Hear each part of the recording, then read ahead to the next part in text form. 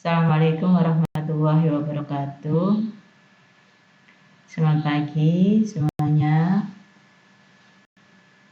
Semoga kalian sehat selalu, diberikan kesehatan dan dalam lindungan Allah Subhanahu wa taala. Amin ya rabbal alamin. Jumpa lagi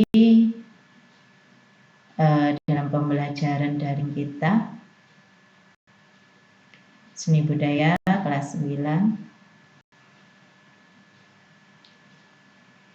Meskipun kita tidak bisa bertatap muka secara langsung karena adanya pandemi COVID-19 dan kalian berada di rumah saja, semoga tetap semangat dan tetap giat dalam belajar untuk mendapatkan ilmu yang bermanfaat baik di dunia maupun akhirat. Baiklah, hari ini pembahasan kita adalah bab kedua, yakni seni patung. Sebenarnya kalian tahu nggak sih seni patung itu? Patung dalam bahasa Inggris disebut dengan sculpture. Di Oxford Dictionary disebutkan bahwa patung adalah seni untuk membuat tiruan 2 atau 3 dimensi atau bentuk abstrak dengan cara memahat batu, kayu, atau mencetak logam dan plastik art atau seni plastik karena patung identik dengan sebuah cipta karya manusia yang meniru bentuk dan memiliki keindahan estetik. Patung juga digolongkan sebagai seni 3 dimensi karena memiliki ukuran panjang, lebar, dan tinggi atau volume serta dinikmati dari segala arah. Beberapa pendapat mengenai pengertian seni patung di antaranya adalah yang pertama Mike Susanto. Seni patung adalah sebuah tipe karya 3 dimensi yang bentuknya dibuat dengan metode subtraktif atau mengurangi bahan seperti memotong, menatah, atau aditif, yaitu membuat model lebih dulu seperti mengecor dan mencetak. Yang kedua, pendapat dari Sunarso dan Suroto adalah semua karya dalam bentuk meruang. Itu adalah seni patung. Yang ketiga, menurut Kamus Besar Indonesia, patung adalah benda tiruan, bentuk manusia dan hewan yang cara pembuatannya dengan dipahat. Sedangkan menurut B.S. Myers, seni patung adalah karya 3 dimensi yang tidak terikat pada latar belakang apapun atau bidang manapun pada suatu bangunan. Jenis-jenis patung berdasarkan fungsinya. Seni patung dibedakan menjadi 6 macam. Yang pertama, patung religi. Tujuannya adalah sebagai sarana beribadah dan bermakna religius. Pada zaman Hindu dan Buddha, patung dibuat untuk menghormati dewa ataupun mengenang orang-orang yang diagungkan atau dianggap sebagai Tuhan. Yang kedua, patung monumen. Patung ini dibuat untuk memperingati atau mengenang peristiwa ataupun kejadian yang bersejarah dan jasa seorang pahlawan besar dalam sebuah bangsa ataupun kelompok. Jenis patung selanjutnya menurut fungsinya ada patung arsitektur, yaitu patung yang bernilai estetika dan berfungsi dalam konstruksi bangunan. Kemudian patung dekorasi, yakni patung yang digunakan untuk menghias bangunan, taman, baik taman rumah maupun taman bermain. Seperti dalam gambar di samping ya. Contohnya. Yang kelima, patung seni, yakni karya seni murni untuk estetika yang hanya dinikmati keindahan bentuknya saja. Yang keenam, patung kerajinan, yakni hasil dari para pengrajin yang dibuat untuk konsumerisme. Di sini sudah saya sertakan contoh gambarnya ya.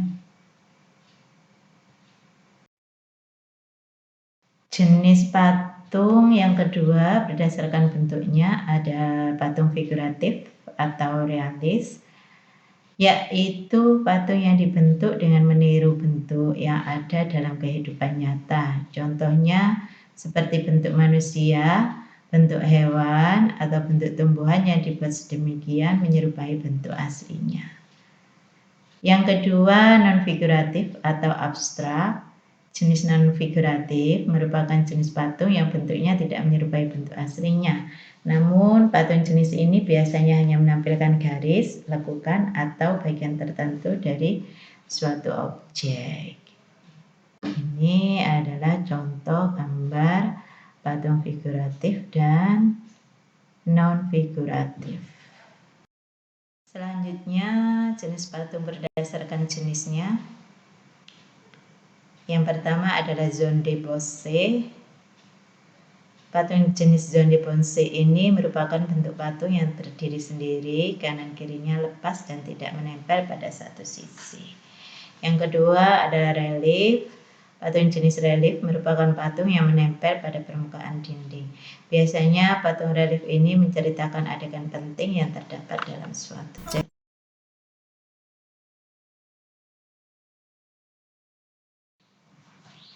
Tentunya kalian ingin tahu ya, peralatan dan bahan apa saja yang bisa digunakan dalam membuat patung.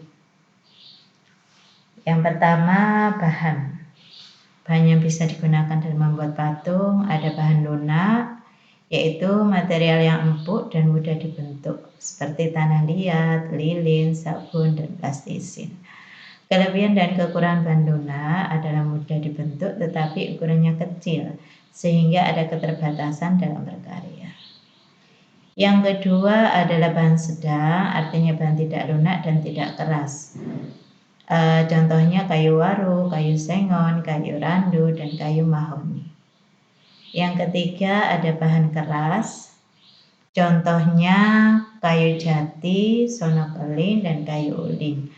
Batu padas, batu granit, andesit, dan batu pualam atau marmer. Bahan yang keempat, kita bisa menggunakan bahan cor atau cetak, contohnya semen, pasir, gips, logam, timah, perak, emas, fiber, ataupun resin. Dan yang terakhir, bahan yang bisa digunakan adalah bahan yang ada di sekitar kita, seperti kertas-kertas. Contoh kertas yang bisa kita gunakan untuk membuat patung adalah kertas koran.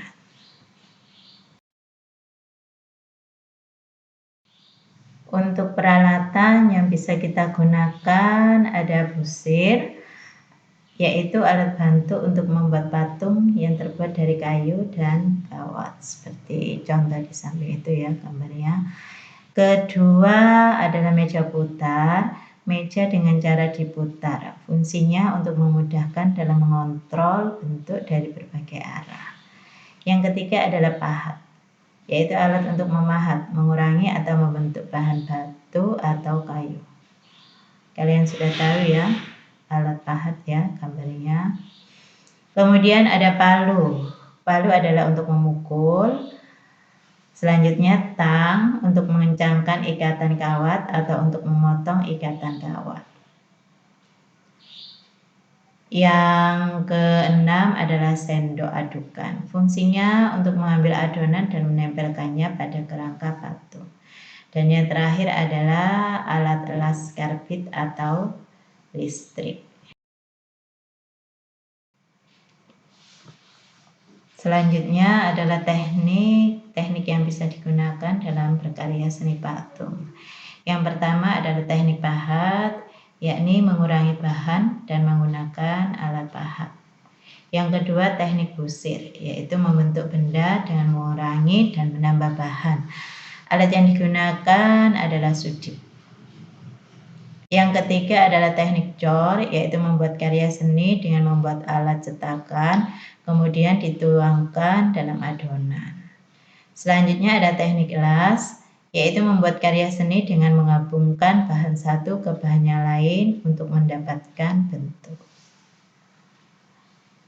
Teknik cetak, yaitu membuat karya seni dengan cara membuat cetakan terlebih dahulu. Dan yang terakhir adalah teknik assembling atau merakit. Membuat sebuah komposisi dari bermacam-macam material seperti benda, kertas, kayu, dan tekstil. Oke, tahap yang terakhir adalah langkah dalam membuat patung. Yang pertama, buatlah sketsa patung, kemudian siapkan alat dan bahan, letakkan tanah liat di atas meja, putar sedikit demi sedikit. Pijat bentuk global dengan tangan sambil dibasahi dengan air. Yang terakhir, haluskan dan sempurnakan dengan bantuan busir sehingga bentuk patung menjadi lebih detail.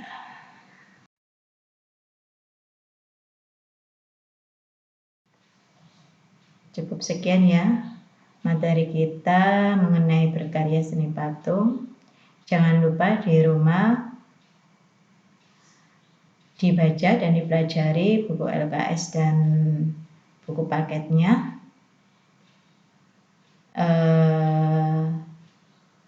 Latihan soal-soalnya juga dikerjakan ya, untuk mengisi waktu yang kosong. Tetap di rumah saja, pakai masker apabila kalian terpaksa untuk keluar, dan sering-sering untuk mencuci tangan. Terima kasih, tetap semangat, belajar meraih mimpi yang bisa diwujudkan dengan belajar yang rajin. Kalahkan semua keadaan yang menghalangi. Assalamualaikum warahmatullahi wabarakatuh.